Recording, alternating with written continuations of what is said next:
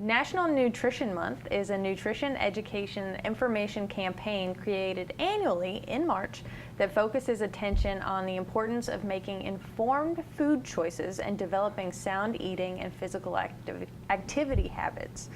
This year's theme and details about healthier eating are coming up on Polk Place.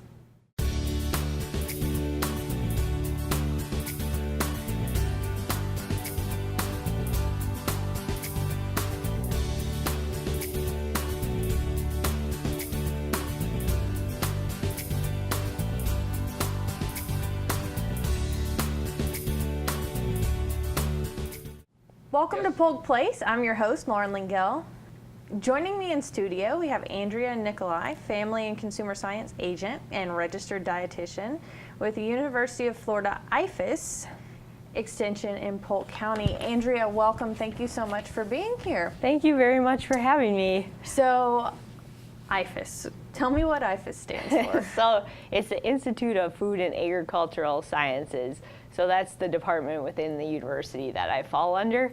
And so I'm pretty new still to the position, so I had quite a handful answering the phone. I'm still getting used to the long title, but yeah, that's what it is. And then I'm in the Family and Consumer Sciences division. So March is going to be Nutrition Month. Yeah, so it used to be a week, and so it started in 1973 as a week-long celebration, but then in 1980, more interest grew, and so they made it a whole month, and so ever since then, they've done the month. Is there like a theme, or is it like a Mardi Gras parade? Yeah. Or like, how does it work? So they do a theme every year, and it's just kind of to help people, develop eating habits and that are healthy and kick them off, kind of get them started for the year. And so this year is put your best fork forward. And so I brought a fork as a visual so that you'd remember. Yeah, but no, I remember forks. I tend to eat a lot, so it's fine. Okay, yeah. They were saying that you hold the tool in your hand to make healthier choices every day. So whenever you're having a forkful, each time you have one, you just have a chance to have something that will help your body even more. So, and then you can also apply that when you're dining out or in front of the vending machine. It's just like trying to have small shifts that will last over time. And that's kind of the message that they're trying to get across. It's small changes. When you say shifts, yeah, can you elaborate on that? Okay, so it's kind of, say last night you had Alfredo and noodles, but a small shift could be maybe not having the Alfredo or a heavier sauce quite as often and having something like marinara or a light sauce with some vegetables in your pasta.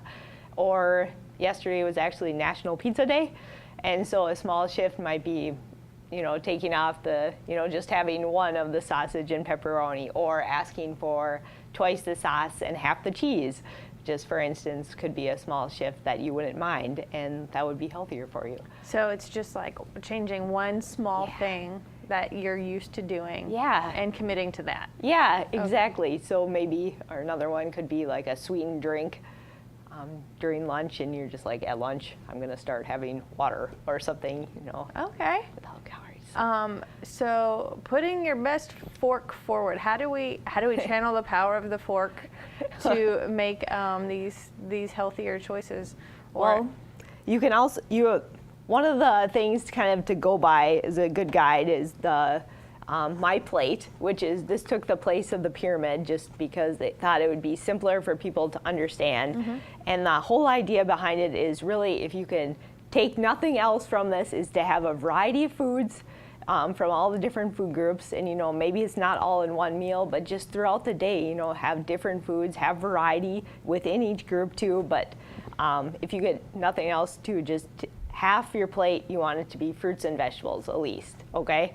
So it's a good guide, so say you're having that pizza, sometimes we tend to fill the whole plate with pizza, so a good check for yourself could be, maybe I should try to balance the pizza with something. So instead of having, 5 slices or 2 slices, just have 1 or 2 slices, and then have a big salad, say on the other side, just to have that half a plate idea. But can we like dissect the pizza and go, okay, we got some dairy on the pizza? You are good. Okay. Yeah, so that, you're right. And then it's dairy, there is some tomato sauce on that. Yeah. So unless you ask for maybe like 4 times the tomato sauce, you're probably not getting half a plate of vegetables. Right. So that's why sometimes you really got to balance it. In the crust, we definitely have the grains there, and usually the protein either with the cheese or if you put any sort of meat on it, or this doesn't have to be meat either. It could be eggs, peanut butter, beans are a great choice. That they're kind of,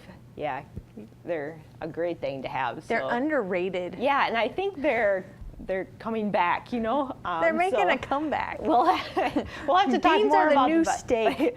all the things you can do with beans, because they're a lot, So hold that plate up again. Yeah. So you got, are those like equal quadrants of the plate Okay, there? so good thing. It's very, minutely, vegetables are the largest, and we're aiming for non-starchy. If you're watching your weight, especially if you could try to do half your plate just non-starchy vegetables. So do you know what the starchy vegetables are offhand?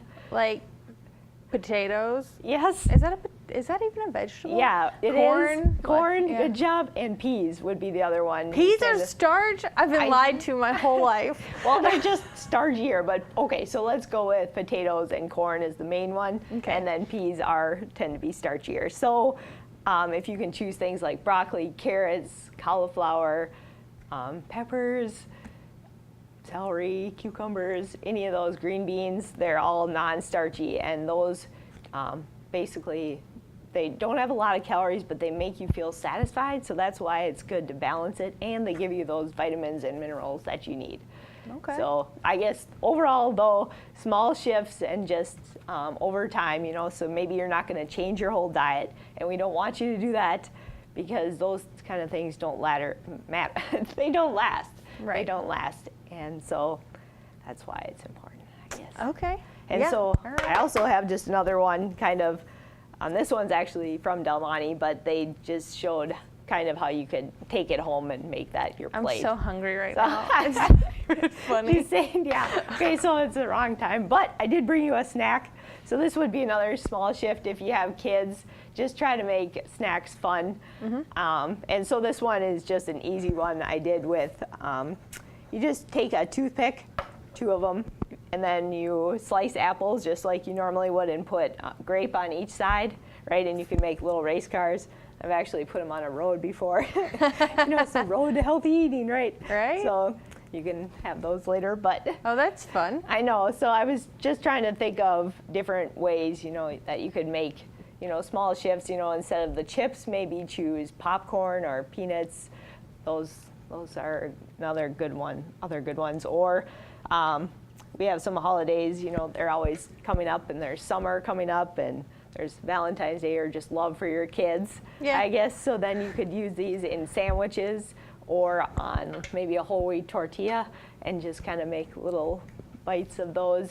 So it's just different, making it just fun for them to eat healthy. Yeah, you're just making me hungry. But no, I totally get it. I know some little boys that would really have a lot of fun with these little apple cars and things like that. So so this whole month dedicated to nutrition. Yeah. Are there some events in the area that Well, I'm hoping to promote it on our Facebook and then Twitter.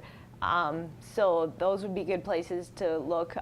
In our area, I'm not aware of any right now specifically celebrating it, but hopefully we'll try to think of different ways better in the future to do that. So, and just I've been working on programming now and trying to figure out what our county needs just to help us all be healthier. So that's my main jobs right now.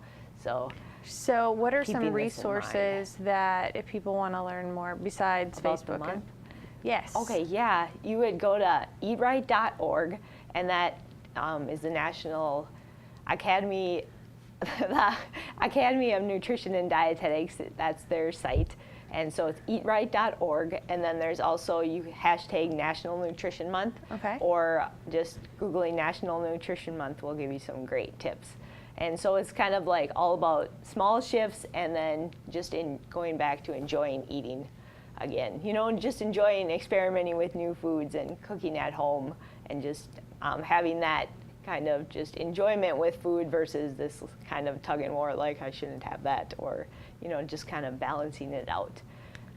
Yeah, those small changes. I'm gonna resume my love affair with food. for sure. Yeah, that's So- okay. That's okay. Well, Andrea, thank you so much for being with us. Thank you for having me. Yeah, and we look forward to having you again. Thanks. Since 1973, each month during March, we celebrate National Nutrition Month to help promote informed food choices and sound, healthy eating and activity habits. This year's theme, Put Your Best Fork Forward, encourages healthful eating habits, one forkful at a time. Healthy eating and routine exercise are needed all year round, but many of us need a friendly reminder to get ourselves back on track. Be kind to your body and reacquaint yourself with healthy eating habits and fitness. Replace your unhealthy habits with smart health choices for a healthier body. For more information, you can give IFAS Extension Polk County a call at 863-519-1072 or look them up on the web at polk.ifas.ufl.edu.